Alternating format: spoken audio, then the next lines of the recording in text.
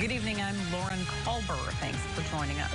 In tonight's top story, many locations across the KX area are seeing their first snowflakes of the season today. But for our friends out in Montana, they continue to dig out from last weekend's massive snowstorm.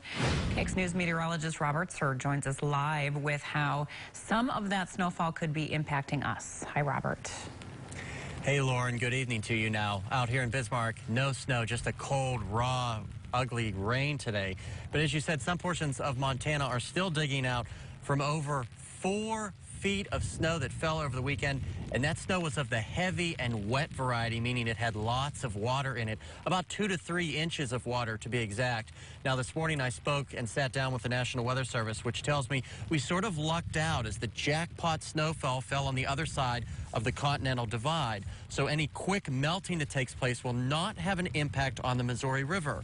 However, nearly 2 feet of snow fell in and around Great Falls, which is some of the shots you're seeing right now, which does drain into the Missouri Basin, and that water does eventually end up here. So with temperatures across Montana expected to be in the upper 60s next week, I asked how a rapid melt could impact North Dakota.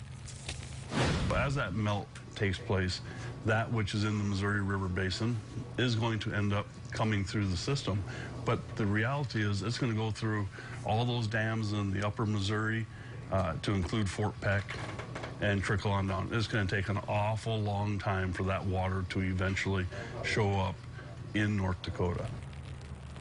Now, some of the things Alan also told me, Lauren, is that because of that time that the water levels take to get here, they should thankfully not rise that much locally. But he adds stream flow in the Mouse River in Minot and the Heart River here in the Bismarck area will continue to run well above their norms for this time of the year.